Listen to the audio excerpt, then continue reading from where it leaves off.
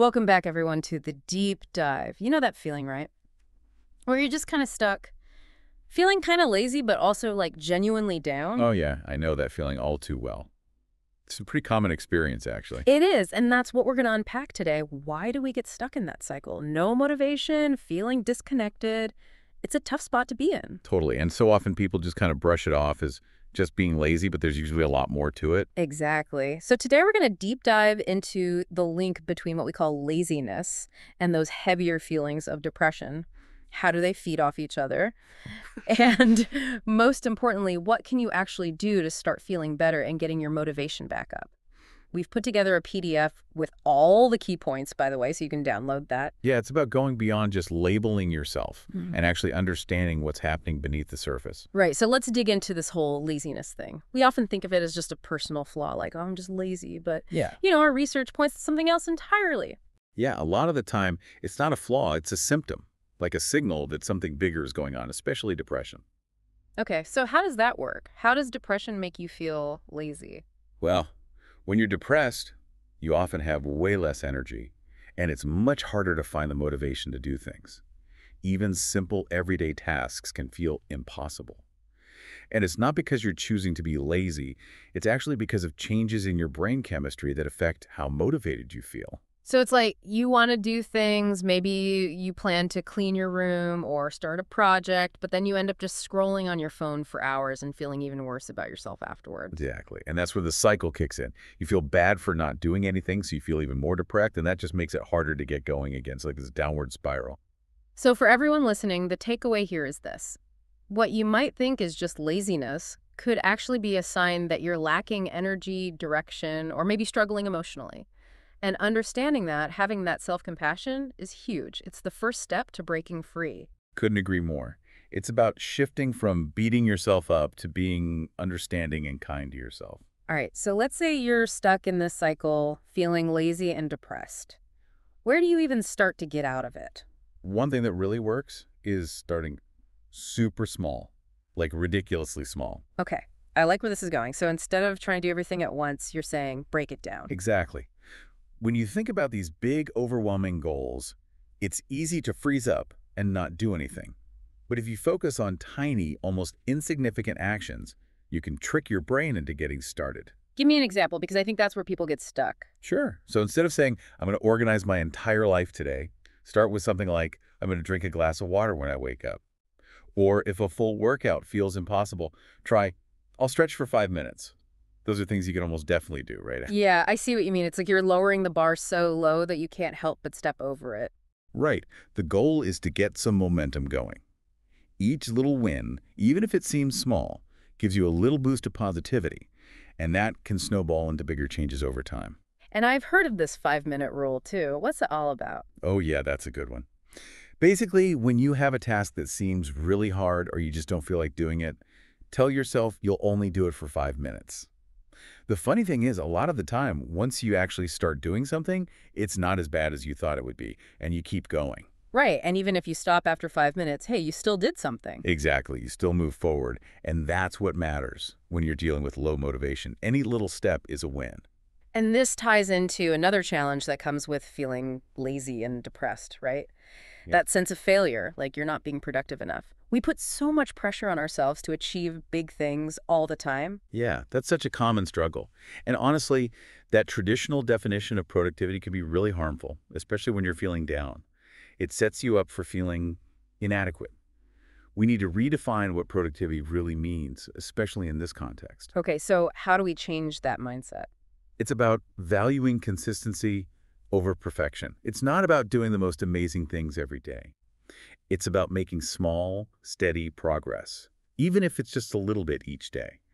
That's true productivity when you're struggling with these feelings. So sending one email for work or putting away a few things in your room, that actually counts. Absolutely. It's about showing up for yourself, even in small ways. And every tiny step you take helps to break that negative cycle. You start seeing that you can do things which can really lift your mood and give you more energy to keep going. And I know this might sound strange, but our sources also talk about rest being productive. That's so important. When you're exhausted, pushing yourself harder is actually the worst thing you can do. Rest is essential for recharging your body and mind. It's not about being lazy, it's about giving yourself the time you need to come back stronger. It's like we're so programmed to think we should always be doing something that we feel guilty for resting. Totally. But sometimes the most productive thing you can do is take a break, listen to your body, and give yourself permission to rest. It will help you in the long run. All right, so we're starting to understand the connection between laziness and depression. We're focusing on small steps, rethinking productivity, and giving ourselves permission to rest. Now let's talk about energy. Feeling lazy and depressed can be so draining. You're absolutely right. Managing your energy is crucial, especially when you're feeling low, like you have a limited battery, and you need to be mindful of how you're using it. So where do we start? Our sources mention a few practical things we can do. What about sleep? That seems pretty basic. It's absolutely fundamental. When you don't get enough sleep, your mood takes a hit, your energy plummets, and it can make those feelings of laziness and depression much worse. Making sleep a priority and trying to stick to a consistent sleep schedule is a really important step in managing your energy. And what about food? Does that play a role too? Definitely.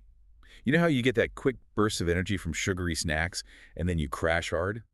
Processed foods and sugary drinks give you temporary highs, but they don't provide the sustained energy you need. Eating nutritious foods like fruits, vegetables, lean proteins, and whole grains is way better for both your physical and mental health and can help you maintain stable energy levels. Makes sense. And what about exercise? I know when you're feeling down, it's the last thing you want to do, but I feel like it comes up a lot.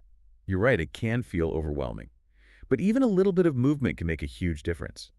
Even a short walk outside can release endorphins, which are natural mood boosters, and it can increase your energy levels too. You don't have to run a marathon or anything. Just a little movement could do wonders. And on the flip side, are there things that drain our energy that we should be aware of? Oh, definitely. Things like spending too much time on social media, constantly checking the news, and being around negative people can really take a toll on your energy. You might not even realize how much those things are affecting you. Being mindful of your energy drainers and trying to limit them can help you conserve your energy and feel less overwhelmed. So basically, we need to take care of ourselves. Prioritizing things like sleep, healthy food, and movement, and being aware of things that drain our energy can help us feel more motivated and productive in the long run. You got it. It all works together.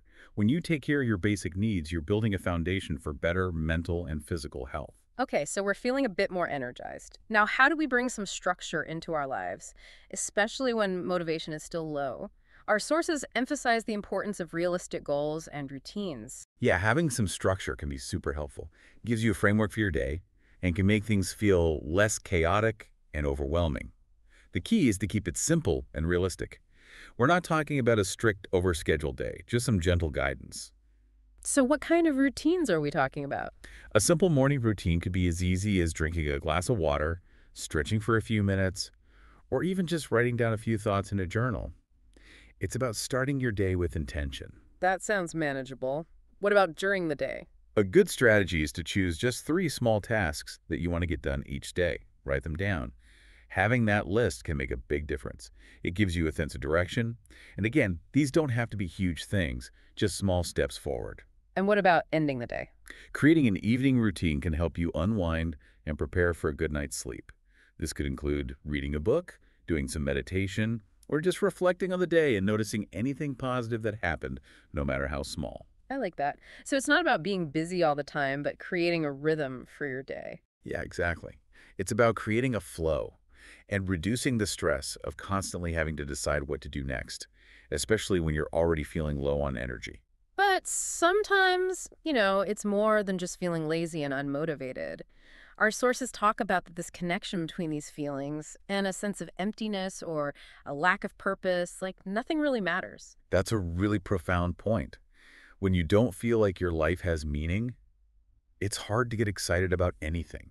Everything can feel pointless and overwhelming. So how do we even begin to find our purpose? It starts with asking yourself some questions, like what are you actually interested in, even a little bit?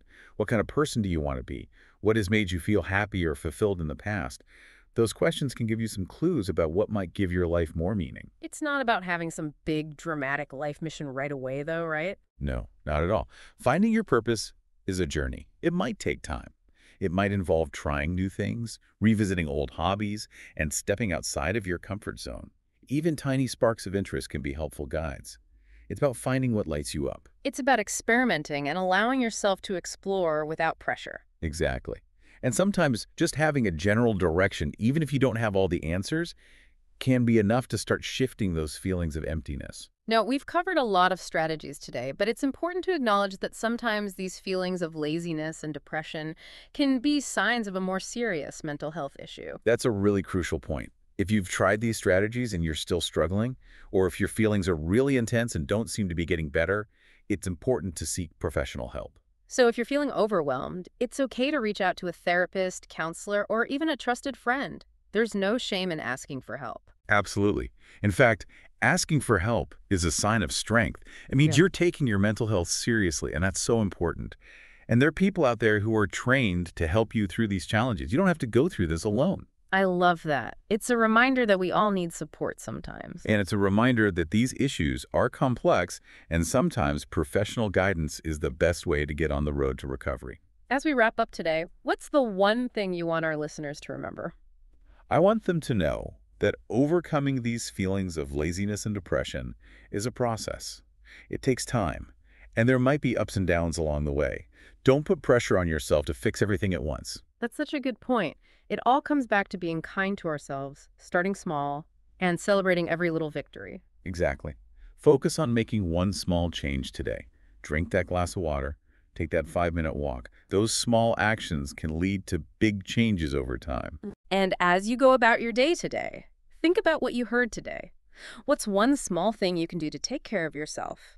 And how can you be a little kinder to yourself when it comes to your expectations about productivity? And don't forget, you can download the PDF with all the key takeaways from today's deep dive in the description below. That's right. Thank you so much for joining us today. We really hope this has given you some useful information and encouragement. It's been a great conversation and a really important topic to address. We'll be back soon with another deep dive into a fascinating topic. Until then, take care of yourselves.